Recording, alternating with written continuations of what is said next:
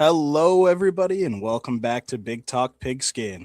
I am your host, Bowden, and I'm joined by my wonderful co-host for the day, Sam. Sam, how have you been? Wonderful, huh?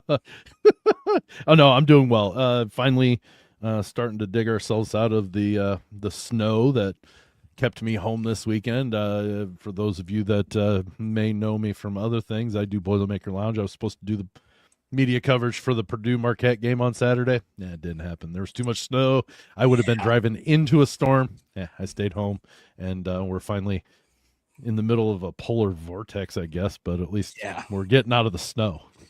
yeah, definitely. And hey, I mean, there's some rain and some warmer weather coming around, at least in my parts in I Columbus. will not be upset with that if that So yeah, happens. I'm not either. I will take it. Getting to work was not overly fun. No, no. No. Well, yeah, I'm standing in my office, so I work from home, so it's not a bad trek for me. But anyways, Yeah. Yeah, no, definitely not. All right. Up on our agenda today, guys, we had the LA Bowl between Boise State and Washington this weekend on Army Navy weekend of all weekends. yeah, confusing. Doesn't make sense. Doesn't make sense, but whatever. We'll take good football any day of the week. Not saying Army Navy isn't. I love that game, Right. but Oh, it's it's some it's bowl actually action. it is the one game that I make sure that I watch every season. Doesn't matter, and I'm a fan of college football, but the Army Navy game is one I will always watch no matter what because it's played for the right reasons, and I use those air Yeah, quotes, because those boys don't get paid NIL. They play for the they love do of that not. football game. So, Yeah, I think this is and it was actually a the heck one of a game. game this year. It Woo! was, and I missed this year's. Oh, It's like the one that I can remember missing in my entire lifetime. that's beautiful. So it just happens sometimes. Yep, once in a while. But yeah, this game, I honestly I didn't even realize it was on until after it had already happened. I know I kind of stopped watching after the first half because this was a slaughter. It Yeah, became a yeah. slaughter in the second quarter. You had, a 3-3 tied game at the end of the first quarter, and you hmm go, okay, is Boise State going to keep up here? They going to play well? Like Boise State's a solid team, especially in the group of five. And, Washington, I've thought all season has been a very strong program despite a couple of bad losses. And really, when I say bad loss, I'm mostly referring to the Wisconsin loss. Yeah, that was the Um, worst loss they had. yeah, yeah, their other loss is not too bad. I mean, you lose to Ohio State, you lose to Michigan, you lose to You Oregon. They're all mhm. close games. It's not bad. you can handle losses if they're those good losses, and Yeah, for what we were expecting, or at least from what I expected from Washington this season, it wasn't much. Like I was anticipating them to be kind of down this season compared to well, especially 2 years ago when they made it to the playoff. But then uh, last year they overachieved, and they just overachieved this year too, in my thought, even though it was number year two on under Jed Fish and all that fun stuff. I just thought, you know what, they're still going to struggle this year, and they superseded anything I thought they'd do. I'm fully with you there. Especially after last season, kind of being down after the national championship. Right. I think they scraped into a bowl game last year. I thought it was going to be the same story again. I hmm thought we were going to see them scrape by, barely make it, maybe win 6, maybe 7 games. Instead, they win 8 games.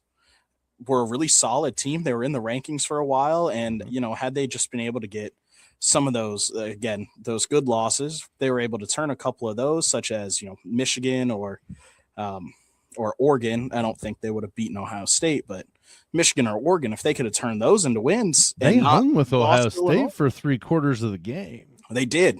I mean, so it They did. wasn't like they played horribly against Ohio State even. No, they played solid against everyone they've played against except Wisconsin. Right. That's the only one. Which I makes just don't know. zero It makes sense. no sense. And I've said it all year. Somehow, some way, somehow, some way. I'm blanking on his name right now. Their coach, Luke Fickle. Luke Luke Fickle. Fickle finds a way to keep his job. Don't know how. He's finding a way. They even said, like, the speculation was he could be fired midweek after they lost to Ohio State, and they came out and said he'll be back next year. Like, they were, which, thank goodness. I mean, I've always, and I know we're getting off topic, but I've always kind of said you should give a coach at least 4 years, because that gives him the whole entire roster to be his program. 100%. And this is only year 3 of him being at Wisconsin. So that's why I thought, you should give him at least 1 more year. But at the same point, when you see them regressing from where they were when he was in the first 2 years, and then obviously from where they were prior to him coming, you thought maybe they were going to bury the axe and just say, we're going to restart. Maybe. And I'm in agreement. I think 4 years. I'm more on the 3-year kind of thing. Like, let them go through 3 full seasons, see what happens.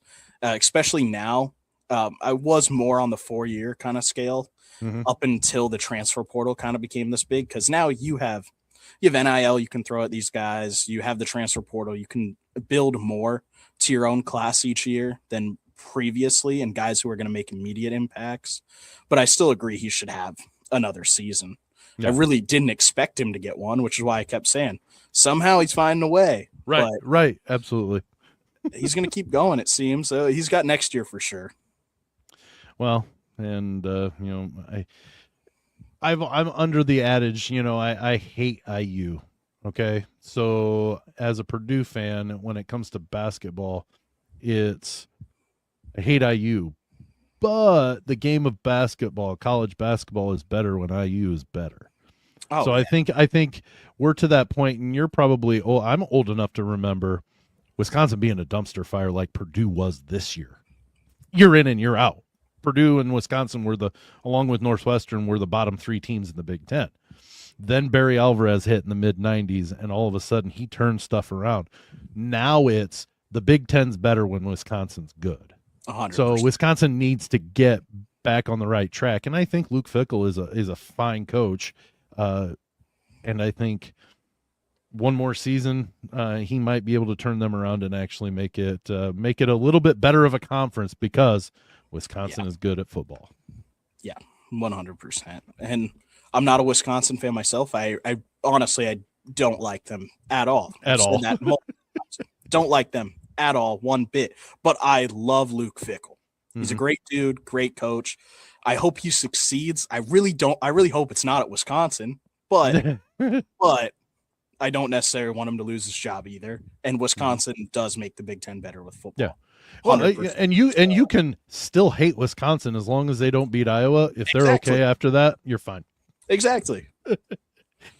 And the thing is, when I sit here and look as an Iowa fan, that's the rival I respect the most in the Big Ten. Yeah. I hate Minnesota with everything inside me. Nebraska's even worse. Even worse. And that's like kind of a fabricated rivalry when they joined in 2011. It's not really a real rivalry. I just don't like them. Wisconsin, I respect. They beat us. They're the ones who actually have the chance to beat us every year. Like, I grew up barely watching Iowa beat Wisconsin, but I respect those guys. I don't respect the other two. Yeah. Yeah. But anyways, we can get back to the bowl game. I just, we took a turn there. It's okay. That's all right. Tangents are okay as long as you come back. But yeah, I mean, you think it's going to be a close, good game at first, and then second quarter starts, and Williams, Demond. I don't exactly know how to pronounce his name. There's no S in there. Yeah, Demond. I think it's Demond or Demond. Demond, that might be it. Williams. I did not watch this game live, so whenever I was watching stuff, I was fast forward, stopping to the play, watching it and moving along. Like like you're watching film. Yeah, right. Or my family's walking around, so I've got it on mute, so I'm watching it, or whatever. Yeah, exactly, just like you're watching film. Yeah. So Demond is what I would say. Yeah, and so he just comes out in that second quarter, and man, Washington's firing the ball. I mean, he goes off. He has 3 passing touchdowns in the second quarter. Comes back out after halftime. Does it again. And these are 3 different guys, or 4 different guys who've caught these touchdown passes. 4 guys. He's feeding the whole receiver room. He's moving the ball around, and he's just slinging touchdown passes. I mean, the first one goes for 78 yards. Yeah, I'm just looking at his totals, over 200 yards passing. But the kid's a sophomore in college. Yeah. Like if they can keep him in Seattle and keep him at UW, they've got a pretty decent quarterback at their helm. Coming in as a junior next year, he's going to 215 yards passing. I mean, and don't get me wrong, Boise State's not the same Boise State that got the 4 seed last year. They're just absolutely not. But that tells you what they're able to pull in. They were 9-4 coming into this game, So like they didn't just squeak into a bowl game here. So yes, don't feed me look at what conference they, but it doesn't matter. I don't care. I don't care. They're 9-4 coming into the game. I don't care. And for them to have a pedigree of what the Boise State has been around as a group of 5 or group of 6, I guess is what it is now, team as one of the better teams in that group for well over a decade. So it's not like they're just, they were good last year. Now all of a sudden they're back. They've lost 4 games compared to last year. No, they've been good. They like 9-4, and they play teams like they played Notre Dame this year. Yes, they got beat, but they played Notre Dame. They're playing teams. Exactly. They're not backing down, and that makes them all the better type of team to move into, a bowl game. Yeah, is the LA, what is it? What was it called? The LA something or other bowl. Yeah. Whatever it's is it the Cure Bowl? No, that's a different. No. There's so many. Shoot, the bucked up LA Bowl. I don't know what Didn't know. Means. It's a pre-workout. Oh, okay. There we go. It used to be the Jimmy Kimmel LA Bowl. Then I think last year it was the Snoop Dogg LA Bowl or something like that. Like they literally. He's Arizona. Or is that this in Arizona? Okay. That might be Barstool. He might be Vegas. It just moves around all the time. Right. I know Jimmy Kimmel had it before for a couple of years when it first started. Yeah. But now it's the bucked up LA Bowl. We'll take it. Hey, I'm sure the players got some stuff they will find useful out of that. Oh yeah, every time. Well, I have a buddy who was the kicker. He's actually the Sun Belt all-time leading scorer, but he was a kicker for App State, and he would talk about going to the bowl games, and he's like, "Man, one year we got a recliner," and I'm like, "Really?" That's awesome. Everybody got a recliner in the color they wanted. And it was just one of those that had like the cup holders on the sides and the stuff like that. And it would automatically. And he's like, "Yep, that's what they give us for like the swag bags for included a recliner, for crying out loud." See, and this is why I hate the demeanor of people saying, "Let's get rid of all the bowl games, just make the playoff bigger." That you get things out of this. Mm-hmm. And honestly, the playoff might be too big.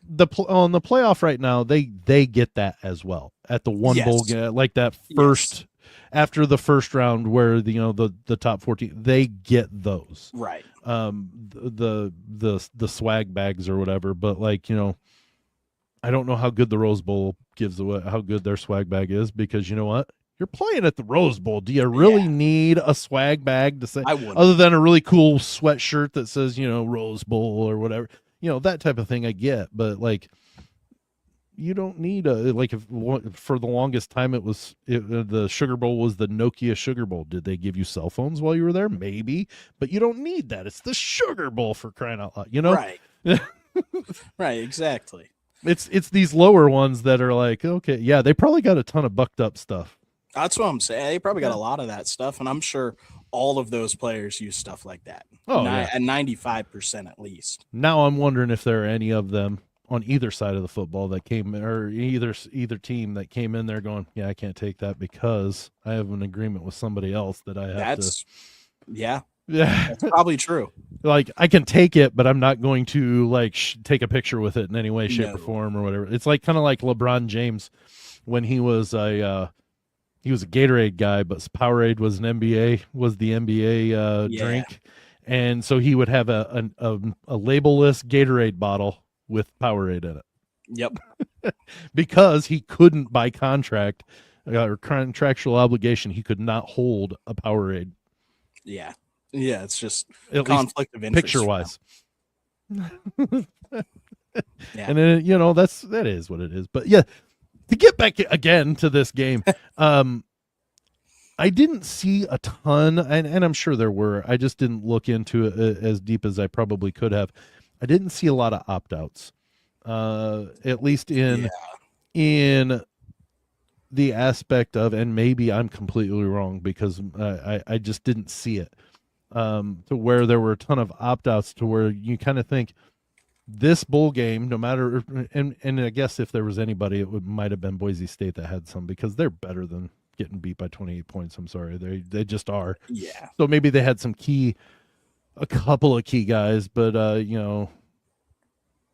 for the most part, these guys, at least on the Washington side, I think they showed that they took these practices they got until their bowl game, made the best of it, played themselves a bowl game, took a free trip to LA. Why not?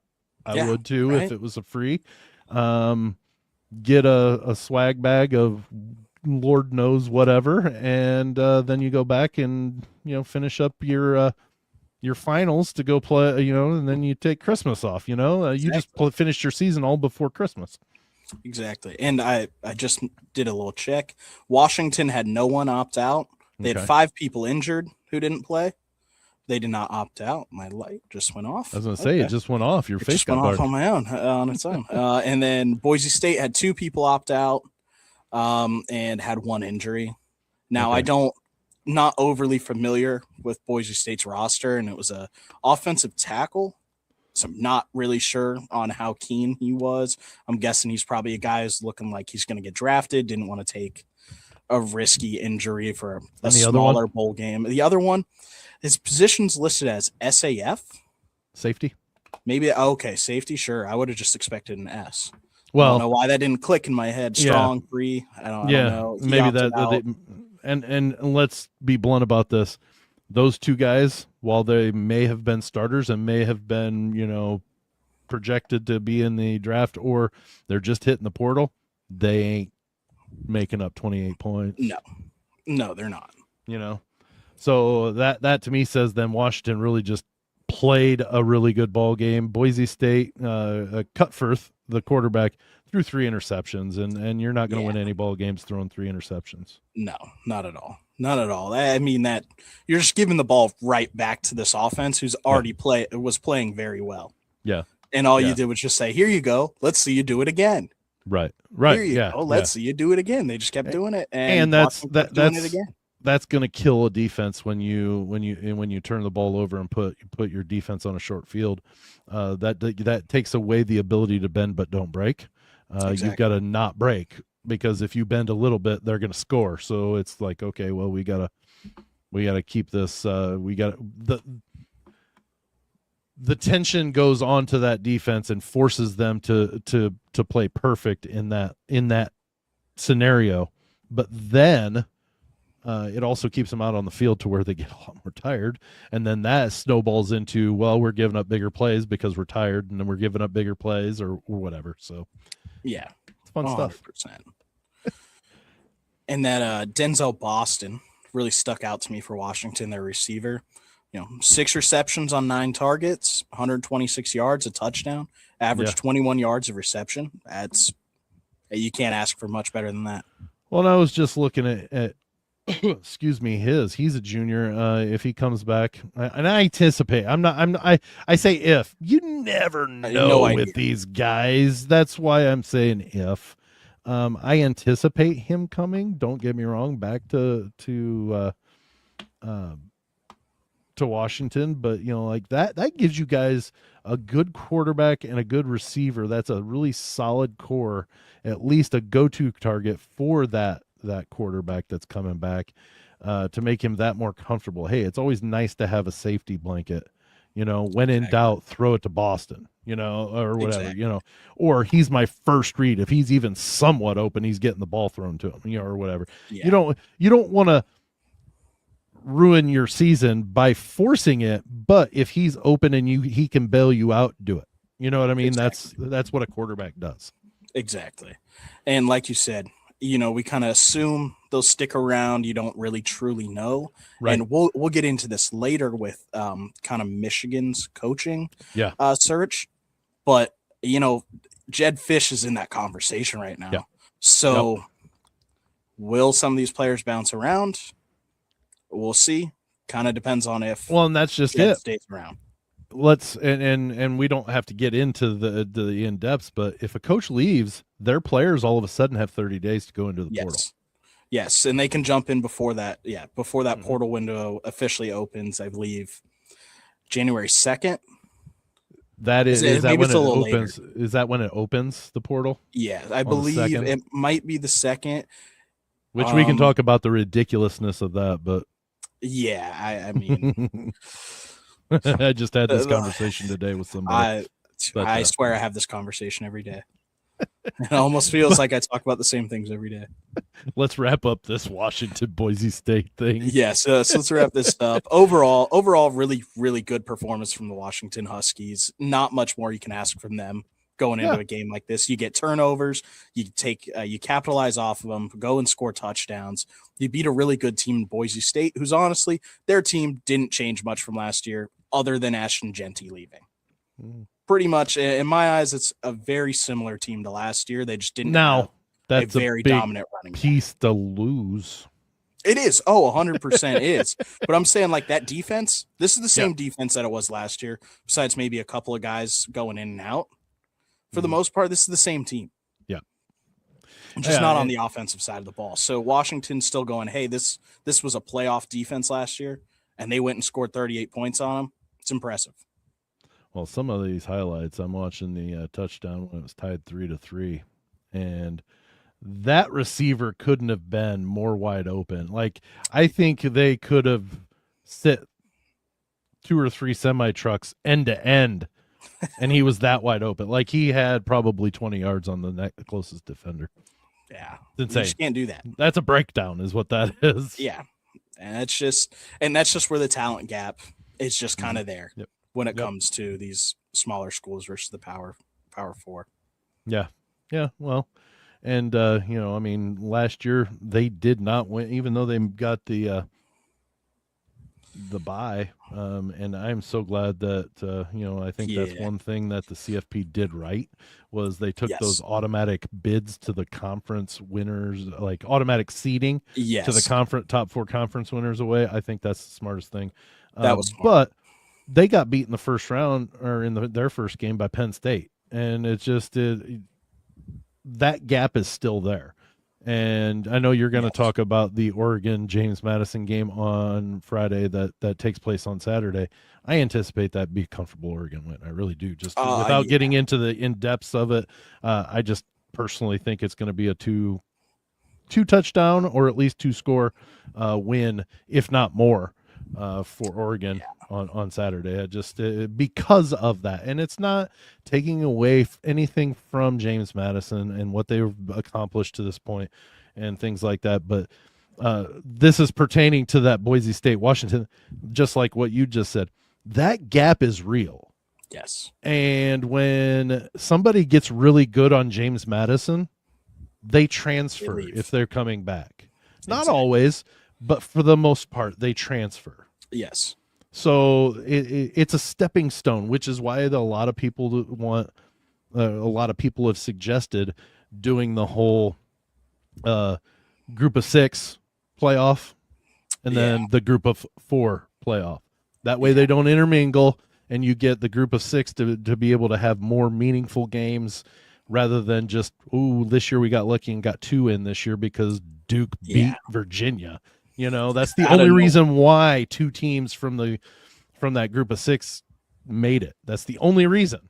Yes, exactly. And so I don't know, where I'm kind of on the fence about it. Yeah, no, definitely. I'm there too. I know what you mean. But that gap's real is what I was getting at for the most part. Again, I like to tangent, but we'll come back to it. That gap's real, and so this Boise State game doesn't surprise me that Washington won, but by 4 touchdowns, a little bit. A little bit. I agree. And with that, we'll move over to the Heisman Trophy. We had some guys in the top 10. Yeah, I'm sure you didn't like having Mendoza win, being Yeah. an IU guy. And like I just said, Fernando Mendoza, Indiana quarterback, wins. He had 643 first place votes. It's a lot. Yeah. It's Oh, a yeah. lot. I'm surprised he didn't have more. Honestly, I'm kind of surprised some of these moved around a little bit. Well, you got to think, Bowden, there are voters all over the country. So there True. are going to be people that are SEC Right. stamped, like they Exactly. or so involved with Notre Dame that if they've got a guy in the top 4, they're voting for him. Or same thing with Ohio State. Like they have those not That is official true. allegiances, but allegiances of if there's one of our guys in there, I'm voting for him. Yeah, 100%. You got to think that. And that's why Pavia, in my eyes, got so many first place votes as he did, coming in second place, 189 first place votes. Now, he was the only person in college football that had over 4,000 passing yards, sure. But like Mendoza had said in many press conferences, this isn't just a solo award. This is a team award. You know what, though, Bowden? There were multiple games, probably on 2 different hands, that IU won by 40 or more points. He ain't passing that much in those He ends of stopped. the games. Exactly. He's still being as effective. He is still the quarterback and a darn good one on the best team in the country. Exactly. Pavia was not. And don't get me wrong, I don't hate Diego Pavia and what he was able to do, but he lost games. He did. Whether it was his fault or not, his team lost games. Mendoza's didn't. And Mendoza has the best win on anybody's resume this year than any other player on this. He has that on his resume. He did not put the team in position to struggle, even though there were a couple of games that they struggled. Iowa, he didn't put them in that position, but he helped get them out of it. Exactly. The game against Penn State, he didn't put them in that position, but he made one whale of a pass. And then the receiver, which I don't remember the guy that caught it, made one whale of a play to make that score happen, and they won. Yes. And if we were to solely sit here and go, this is a solo award and go by straight stats alone, Jacob Rodriguez, the linebacker from Texas Tech, would have won this trophy over anybody else. He had the best solo season of any player, most tackles in the country. He had 1 sack, but he had 7 forced fumbles as a linebacker and 4 interceptions on top of 119 tackles, 121 tackles, something like that. He had the best, in my opinion, he was the best defensive player in the country this year. There it is. Exactly, in my opinion. Because the reason why I made those facial defensive guys don't win the Heisman. Exactly. They Only don't. one's done it. And if you count Travis Hunter last year as one, then 2 people have done it. And in the history of the Heisman. So like that's why I would have, if you were going by straight stats, I think Jeremiah loves the choice, because look at what that's not to say that he had by far the best stats, but look at what he did with split playing time, for crying out loud. Exactly. He was just insane, and I hate Notre Dame too as a Purdue fan. Just telling you. So like these 2 that I'm defending, you go just because I'm originally from Indiana, doesn't matter. I hate them both. I hate IU and I hate Notre Dame. So like last year when they played each other in the playoff, I was hoping both lost. But just from what he did. Now that's my opinion though too. I mean, it's so hard, and you've got to your overall team results matter as well in this, because your team is what gets you in position to win this award. So yes, Fernando Mendoza absolutely deserved it, and it's because his team went 13-0 over Pavia's 10-2. 10-2. Yep. And Pavia, you know what? This isn't even going to be the worst part of his season, losing the Heisman. It's going to be when he gets absolutely demolished in the Relia Quest Bowl against the Iowa Hawkeyes. He's going to get put into the dirt a million times. A million times. Homer. After he throws for 550 it's right here. Yards. It's all right here. After he throws for 6 touchdowns and 500 yards. 6 touchdowns the opposite way. 6 pick sixes. Oh, No, okay. our corners are weak. Wait, wait. Our secondary's weak. Wake up. Wake up. I'm just making sure you wake up there. Yeah. No, our secondary's weak. That was our misfortune the entire season, which is why I'm a little scared for that game. But Yeah. I'm. You have to. You have to talk. I'm so smack. excited. Absolutely for have it. to talk smack. You have to. Yeah, 100%. I'm so excited. I hate the SEC. So I really kind of liked Ole Miss. So I'm going to tell you this story. Not anymore. Yeah, I'm going to tell you this because on Championship Saturday, so last week, I have a Christmas party every first Saturday of December. So we always have the Big Ten Championship on because it's always played that first Saturday of December. So we had it on. Well, I live in Ohio. That doesn't mean I am an Ohio State fan. It doesn't mean I have an affinity for Ohio State. Same. But the point being is a lot of the people that were there were Ohio State fans. So they're like, you obviously want Ohio State to win. And I said, as a Purdue fan, this kills me to say it, and I'm throwing up in my mouth a little bit thinking about it. I said, I want IU to win just so the whole entire SEC's head will explode because IU is the number 1 seed in the tournament. That just there are a few things, and it's to the point now. If you were talking basketball, you would never get that out of me. I will never say I hope IU wins ever. Period. But when it comes to football, I'm kind of I still love Purdue. I still want them to do well, but my life doesn't hinge upon it. It doesn't hinge on basketball either, but it matters more to me in basketball than it does football. So it was a little about this much easier to say, I hope IU wins. Ugh, well, and hope they win. I'm kind of that way with Illinois when it comes to basketball. For whatever reason, I don't know why, Iowa and Illinois hate each other when it comes to basketball. Football, don't care. Couldn't care less about them. If we play them, cool. By the way, good job on using that statement correct, or that phrase correct. Which phrase? Couldn't care less. Yes. Because if you, I would have corrected you had you said that's could. fair. So congratulations, I'm proud of you. Thank you. But yeah, it's like I couldn't care less about Illinois when it comes to football. When it comes to basketball, I really don't like them. Mm-hmm. Right. I've seen them play Iowa in the NCAA tournament. Again, we're getting a little off track here, but I've seen them play in Indianapolis during the COVID year of 2021, that season, where it was kind of limited. And man, they were just their fan base. They were a little awful, but I've seen worse fan bases. I mean, I guess, I'm also not cheering for their team, and they were there large fashion, showing. Well, I'm looking at the past winners, and if you and you can't, if you were to put him in as a Big Ten guy, Marcus Mariota was the last Big Ten Heisman winner. Now, he won it in 2014, so therefore they weren't in the Big Ten. So let's go back to the last time a Big Ten player won. Goes back to, how old are you? 23.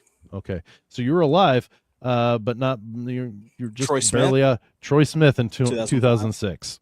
Well, the 2006. Yeah, or okay. It's the 2006 because Reggie Bush won it in 05. Yes, that's right. Had it taken away and then reinstated. I don't know. Just let him have it. I don't know why we. Well, that's just it. They took it away from him for exactly what people are doing now. Exactly, and they took it away. Obviously, when you couldn't do that, but it was like it's been 10 years or more. Yeah, right. Like, why are we taking it away at this point? Right. Had you found out, maybe a month after giving it to him, sure, strip it, give it to Vince Young. Yeah, it would have been Vince Young. Yeah. So but at that point, it was like it's too long gone to strip something like that, especially for something that's really not that big of a deal. Since Troy Smith, and then we can jump to anything else that we've got. But since Troy Smith in 2006, Tim Tebow, Sam Bradford, Mark Ingram, Cam Newton, Robert Griffin III, Johnny Manziel, Jameis Winston, Marcus Mariota, Derrick Henry, Lamar Jackson, Baker Mayfield, Kyler Murray, Joe Burrow, Devonta Smith, Bryce Young, Caleb Williams, Jaden Daniels, Travis Hunter. So like that list, you could like some of these names, you're like, wow, where have those been? But like Johnny Manziel, like he had like 6 months of really good football, and then after that, just kind of fell off the face of the earth. Yeah. And you look at it and you go, those 6 months got him drafted. They did get him drafted. They did. And he did nothing with it. But you look absolutely, back and you go, but he got him drafted. He did.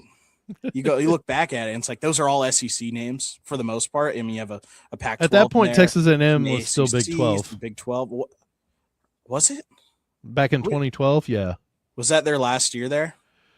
I thought they were. I thought they were SEC that season. I think that's right after. It's either right before or right after.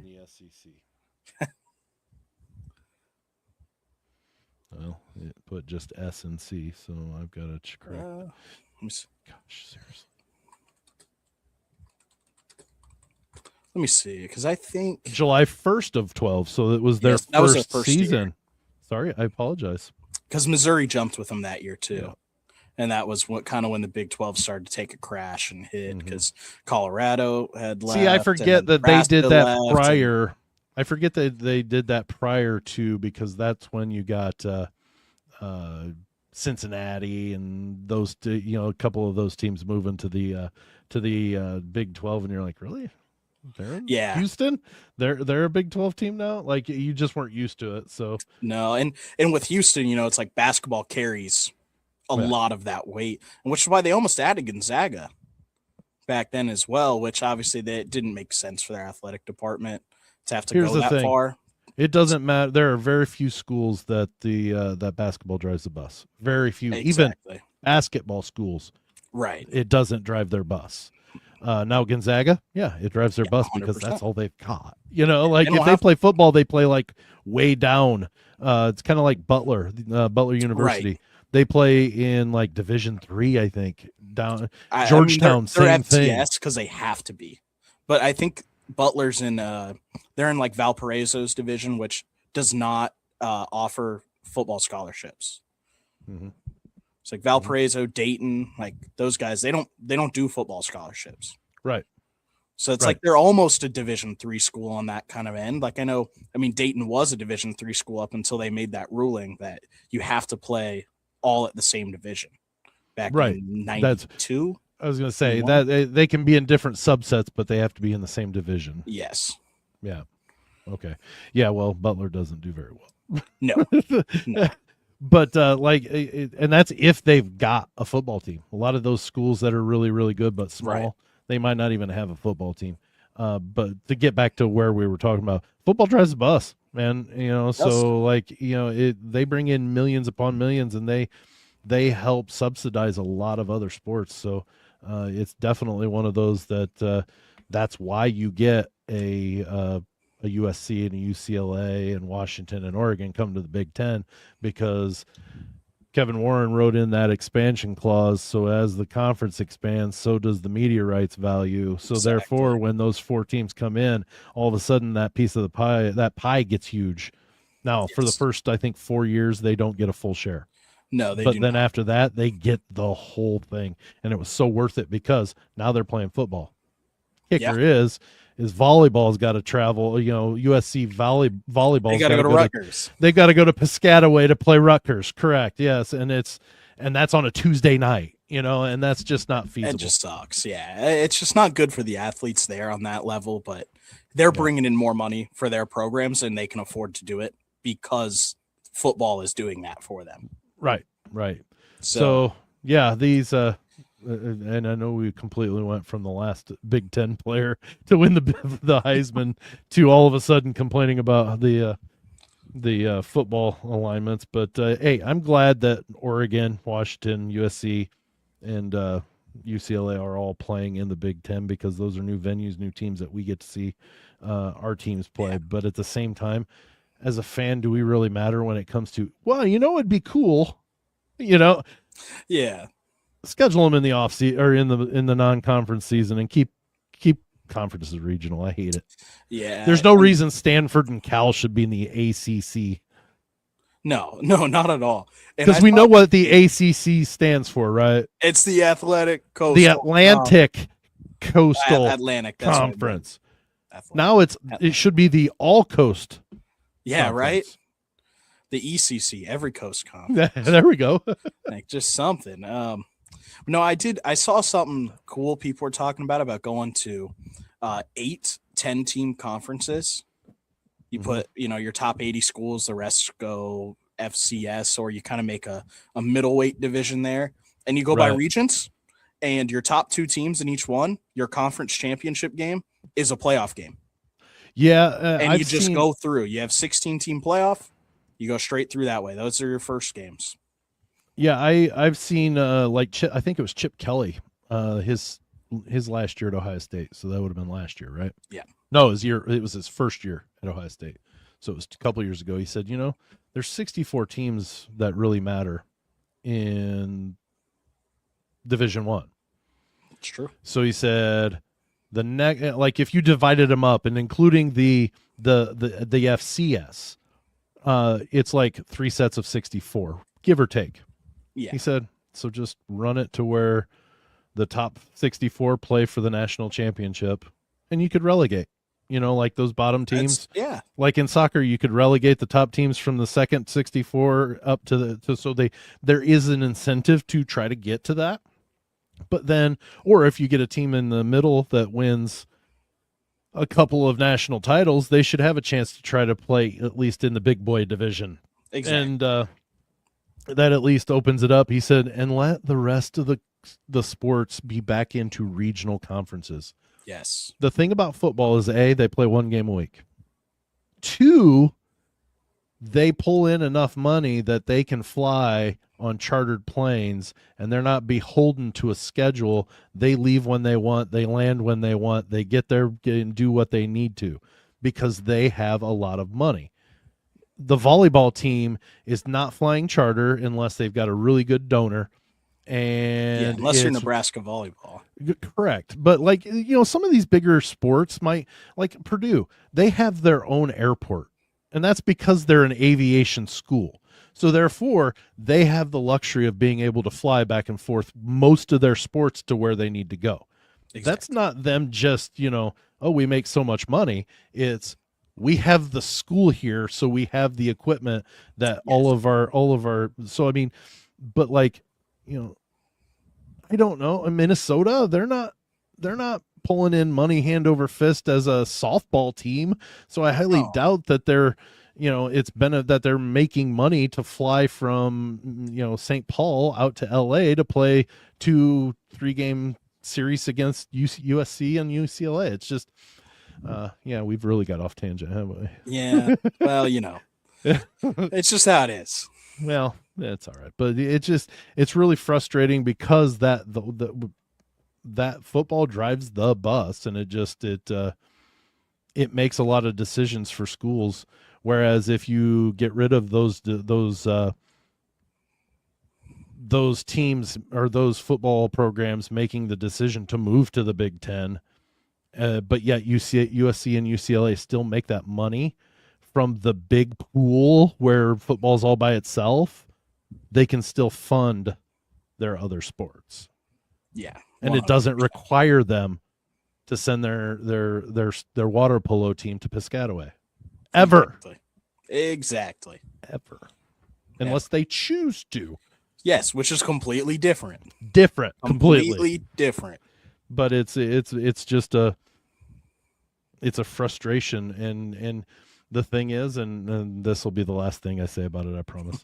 The NCAA dropped the ball 10, 12 years ago to head this off.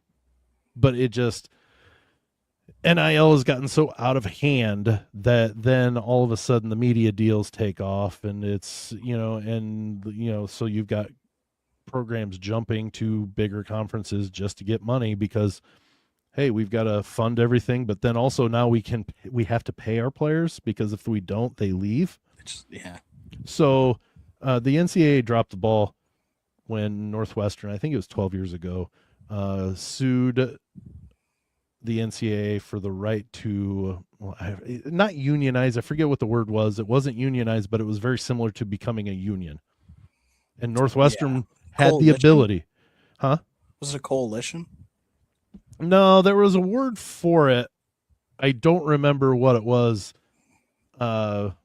I forget what it was. But it's very similar to what a union would do, Right. and it was just right then the NCAA said, we're not worried. This is not something we need to worry about. Then it got closer. Then it got closer. Then it got closer. Yep. And then the state of Florida said, we're going to allow our universities to pay their kids next year. And that's when NIL went into motion. And the NCAA had nothing to do. It could do nothing about it. So nope. They couldn't.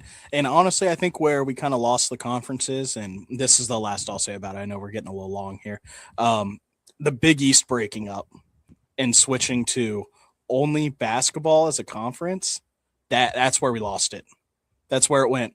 Once those guys filtered out, and then they had to create the American as well for those smaller tier schools, we lost it all there. Because that happens. Think about Nebraska leaves the Big 12, yep. Missouri and Texas A&M, Colorado all leave the Big 12. Mm-hmm. They start replacing. They bring in TCU. Utah goes out to the Big 12. BYU decides to become independent, not be in the Mountain West because it wasn't as good anymore without TCU and Utah. And it just kind of all exploded from there and has just kept giving this just this stepping stone to keep happening. And then Oklahoma and Texas, basically finalized it all. Well, and if you think about it, you mentioned it, and I'm sorry I had a visitor. You may have brushed upon this, but the whole reason why the Big East broke up and went basketball only, because all their football schools left the ACC. Yep. Boston College, true. Louisville, Boston College, Louisville, Syracuse, Pitt, like all of those guys went to the ACC, and it left them with nothing. Which I really never understood why. They're a solid conference. They're a good play. I mean, yeah, other than money, ACC it's like it had more money in their deal. They did. And really, you're only kind of not great teams that were in the Big East, playing football. I mean, Temple. And look where they're at now. Temple's primarily the only one who wasn't very good. Yeah. Off the top of my head, without looking at who was fully in it, I can't remember. Yes. They're in the A10. Yeah. And they're not good at basketball anymore. Yeah. So it's just the world we live in with college sports, but it's just frustrating because dang it, we could still have regional and we could still have college football the way it is now. Because you just wouldn't have a Big Ten football. You know what I mean? Right. You just wouldn't, or I'm sure they could get creative and there would still be Big Ten football somehow, but yeah, they'd find a way to keep those the intramurals or something would play. Stuff. Yeah. But it's going to be interesting going forward in the next few years. Definitely. There's going to be more movement to happen. Yep. Absolutely. Notre Dame's still going to join a conference. And you know what? I can get into that, but we would be here for another hour. Yeah, and I'm going to say one thing about them now because you just reminded me. They're really upset with the ACC because, they have all these contractual agreements, which I won't get into. And then the ACC kind of just went, hey, we're going to put social media posts and play your game against Miami, just kind of downgrading you compared to Miami, showing you're worse. And now they're very upset. Notre Dame's very upset with the ACC. And I think they're going to pull all their athletics from the ACC in the next couple of years and put them in the Big Ten and maybe even do their same scheduling agreement with the Big Ten. I think there's a lot of rivals there that would make sense. They could play year in, year out as fully guaranteed games. But I have this much reason to say this, this much reason of me hating Notre Dame to say this. Well, actually, I have a bunch of reason to say it because I hate Notre Dame. But none of that goes into this saying I support the ACC with what they did between them and Miami. Because Miami is a full member of the conference. You're backing your full member. Exactly. Because if Notre Dame makes it to the playoff and Miami doesn't, Notre Dame ain't sending none of their money over to the ACC. Exactly. Miami is. So therefore, you're definitely going that way. Exactly. So, and I agree with the ACC for what they did as well. Yeah. But I understand Notre Dame's frustration where they come from. Sure. with how much money they do kind of bring in for the conference, not maybe directly, but you look at like numbers of attendance for ACC games. I think like I saw the average is usually like 70% attendance at their games, but when Notre Dame's playing at one of their schools, it's like 95%. Don't care. But I'm just saying, like I kind of understand the value they bring, but I'm fully in agreement. The ACC that's not me saying that because I hate Notre Dame either. No, I don't care because you know what? You win your games on the field, doesn't matter. Doesn't matter what your boost comes from. You beat Miami, you don't even have this conversation going on. So shut up. You know, I mean, you got to win those games. I think and my buddy who is a Notre Dame fan disagrees with me, but I think this will push them to join a conference a little quicker, only because, look, you didn't play in a championship game when Miami didn't either. And should we have had you you below Miami? Maybe, but you know what? It's our right to vote the way we voted because now all of a sudden your head-to-head matters because there's no separation between you two. Doesn't make sense. I don't necessarily agree with it. You take that out of the voters' hands. Exactly. You lost your 2 games by a combined 4 or 5 points, I think it was. Something like that. Score a touchdown more in one of those 2 games, you're not even talking about this. So exactly. I don't have much sympathy for them. I really don't. But it's also because I don't like them. Yeah. So we've successfully almost hit an hour. Yeah, successfully. So we'll wrap this up for you guys. We went a little long, went very and we didn't even hit all of our topics. No, we did not, which means we have I'll have some stuff for you guys coming up on Friday's episode. A little bit of extra stuff there. We'll find out. We'll dig into Michigan a little bit here with their current search going on for a head coach. For the search. The search. Yes, not the story. No, everybody knows the story by now. If you want the story, go find somebody else. You know what I mean? Everybody's seen the story by now. We all know what happened. There's no need to rehash it. Exactly. Well, we will talk about kind of who we're looking at going forward, who they're looking at, and some of the names. We talked about somebody that might be in on it too this year. Talked about Jed a little bit. Yep, we'll see. We'll see. But anyway, thank you guys for tuning in. Join us back in on Friday morning and see what we have in store for you there with the Oregon game coming up this weekend and some of that Michigan coaching search. And again, thank you guys and have a great day. Have a great week. See ya.